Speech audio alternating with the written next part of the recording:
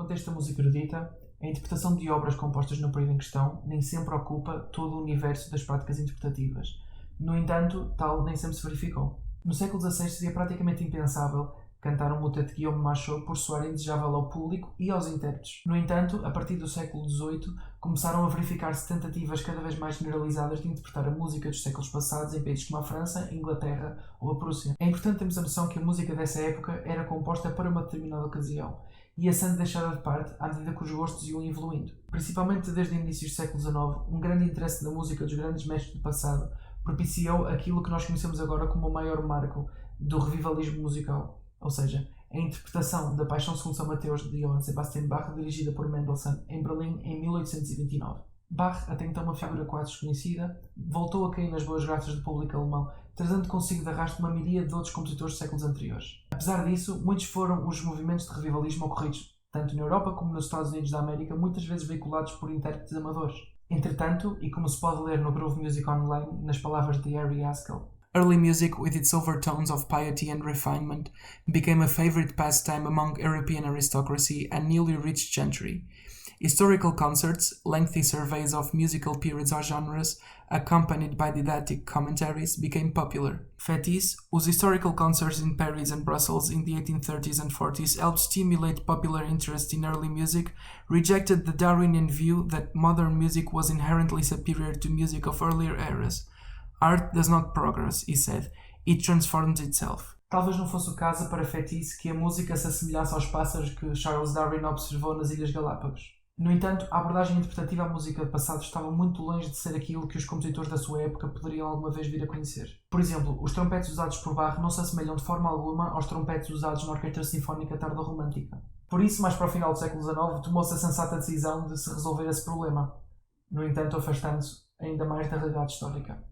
Em vez de usar um trompete barroco, inventou-se um suposto trompete Bach. Desde o século XIX até à primeira metade do século XX, a principal maneira de ver música pré-clássica interpretada era através da sua modernização, inserindo instrumentos da Orquestra Sinfónica Tardo-Romântica e adaptando o seu tecido musical para satisfazer os ouvidos coevos. É neste contexto que entra em cena o grande pioneiro da interpretação historicamente informada, Arnold Dolmetsch. Servindo-se de uma pesquisa histórica sistemática, Dolmetsch lança-se à redescoberta das sonoridades do passado, justamente por reconstruir os instrumentos que terão protagonizado essas mesmas sonoridades. A partir de Dolmetsch até à Segunda Guerra Mundial pode-se definir a primeira fase deste fenómeno interpretativo, lançando as bases daquela que vai ser o paradigma da interpretação historicamente informada. É nesta altura que é fundada a Schola Cantorum Basiliensis, mais precisamente em 1933, ainda hoje uma das instituições de referência do ensino da música antiga. O seu principal objetivo, desde a sua fundação até hoje, é a conciliação do ensino das práticas interpretativas históricas, aliadas a uma forte componente de investigação.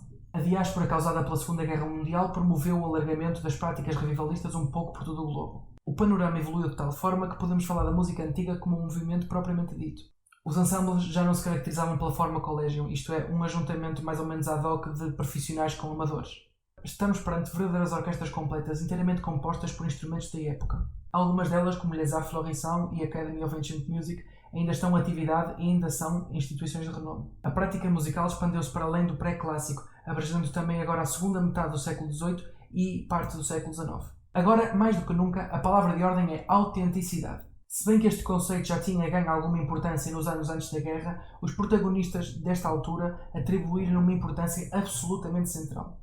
Como afirma John Butt no Grove Music Online, a concern with historical performing practices is a byproduct of 19th century historicism and is evidenced, for instance, in the production of critical or text editions, in Mendelssohn's performances of earlier music, in the restoration of plain chant by monks of Solesmes, and in the colorful antiquarianism of Arnold Dolmetsch. However, authentic performance was not to become a central element of Western performance until the 1970s, when it began to prove an extraordinarily successful direction for many performers and groups encouraged by a buoyant recording industry.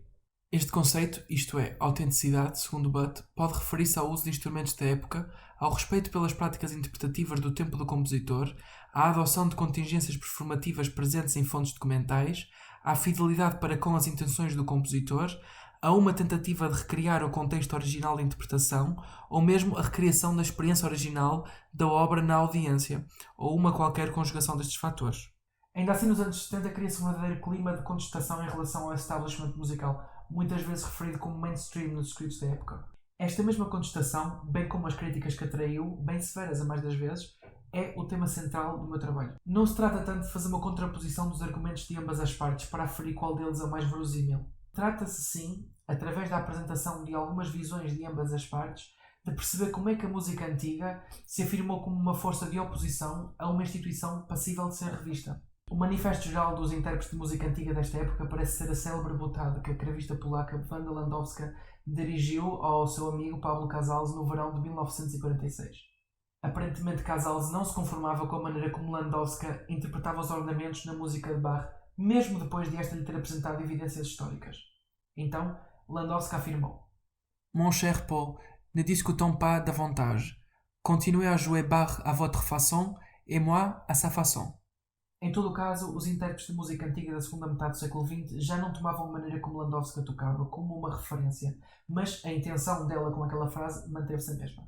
Com efeito, o conceito de autenticidade encontra-se intimamente ligado à noção de Werktreuer, para designar a aderência a uma fonte textual segura que exprima perfeitamente aquilo que é veiculado no texto musical original.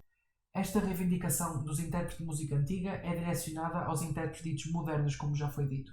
A principal acusação recai sobre o facto de os padrões interpretativos destes últimos serem alegadamente acríticos e sem uma noção da sua própria historicidade. Isto é, um instrumentista dito moderno usa, alegadamente, um conjunto de regras que recebe de um mestre, mas que não submete a uma análise detalhada na hora de interpretar uma obra qualquer. Similarmente, estas noções de interpretação não são submetidas a um cotejamento histórico. Por escolha ou por ignorância, o intérprete moderno arrisca-se a uma atitude cronocêntrica, falsamente iludido por uma noção de eterno presente. Cronocentrismo é o termo que Bruce Haynes usa para designar o equivalente no tempo ao que o etnocentrismo é no espaço, ou seja, tomar o nosso próprio tempo como ponto de referência. A este propósito, Andrew Parrott afirma: To argue that we need not concern ourselves with earlier performing conventions simply because our ears are necessarily modern is effectively a self-fulfilling prophecy. We can listen only to one way, a modern way, so that is how we shall listen.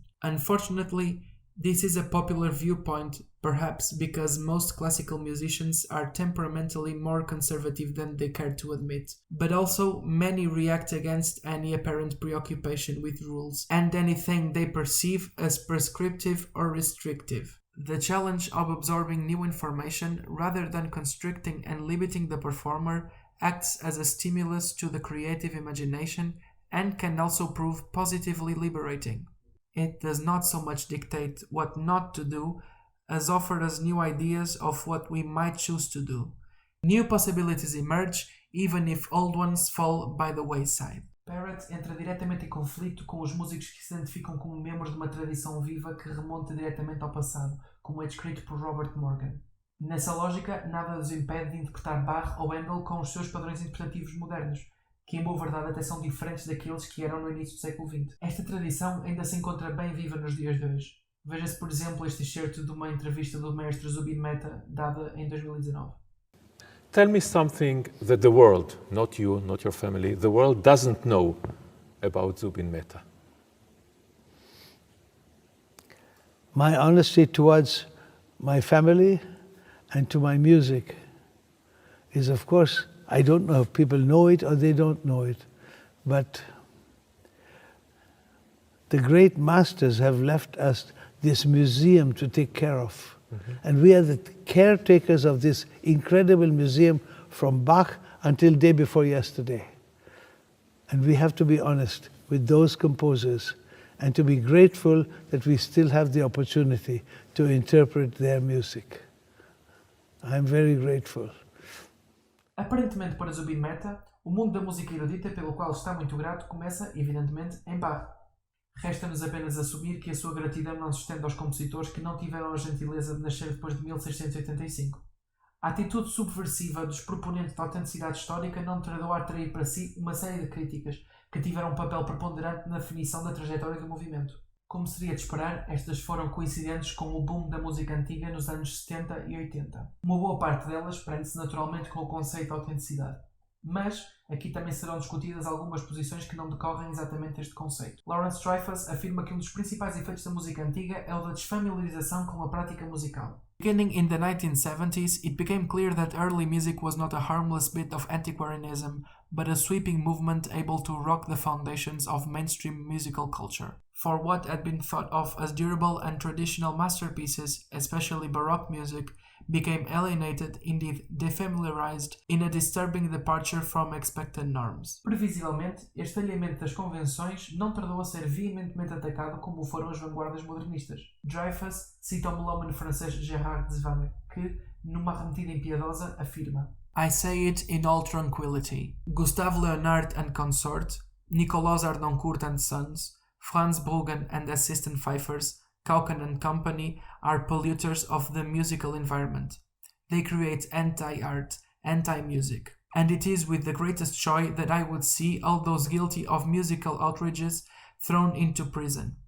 Imprisonment must be coupled with the destruction by fire of those buggies which they have the effrontery to call musical instruments. Alguns membros da comunidade musicológica ofereceram igualmente alguma resistência ao fenómeno da interpretação histórica. Por um lado, como é o caso de Friedrich Neumann, alguns preceitos interpretativos são colocados em causa por leituras divergentes das fontes históricas. Por outro lado, figuras como Richard Taruskin procuram justamente desarmar o conceito de autenticidade, supostamente sobre o qual são baseados todos os aspectos da interpretação historicamente informada. Para ele, na origem disto tudo está a transição de uma sonoridade mais lenta e densa para uma sonoridade mais transparente e ligeira.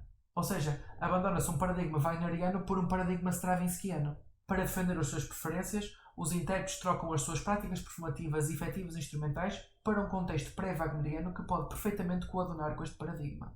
Como se pode ler em The Limits of Authenticity, the idea of objective external verifiability, attractive as it is to some, is only one of the many false promises of positivism. Como Taruskin, muitos outros académicos, musicólogos ou filósofos colocam exatamente o problema da interpretação historicamente informada no conceito de autenticidade que a acompanha desde os seus alvores. Com o avançar do tempo, o movimento foi perdendo muito do seu ímpeto contestatário à medida que se foi incorporando no mainstream musical erudito. A crescente qualidade dos intérpretes, viabilizada pela institucionalização do ensino da música antiga e uma cada vez maior entrada no mercado discográfico, mostram-nos uma faceta do movimento pelo qual nós hoje ainda o conhecemos. Nicholas McGagan coloca o panorama da seguinte forma: The sense of protest has gone out of it, which I think is potentially very helpful. In other words, we're doing it because we enjoy it, not because we don't enjoy what other people are doing. The other thing is that we are no longer wrapping ourselves up in this cloak of being, unlike modern players, correct. Which of course is something you can never be in the arts. Also, once you get obsessed with style at the expense of content, things are just as much out of whack as when people are obsessed with content at the expense of style. Numa primeira fase, procurei saber se o movimento da música antiga poderia ser enquadrado no conceito das cenas musicais como descritas por Andy Bennett e Richard Peters. Talvez num determinado espaço e tempo haja ou terá havido uma cena musical local ou translocal voltada para a música antiga, e mesmo assim isso seria bastante distanciado daquilo que Bennett e Peterson definem como cena musical. Apesar de não usarmos esta ferramenta metodológica, conseguimos idealizar o movimento de música antiga como um instrumento de protesto contra um establishment que precisava de revisão. Sobre este aspecto, Lydia Gurr, após criticar a procura do ideal da autenticidade, encara o movimento da música antiga sob uma perspectiva assumidamente otimista. E é com essa citação que eu gostava de terminar o vídeo.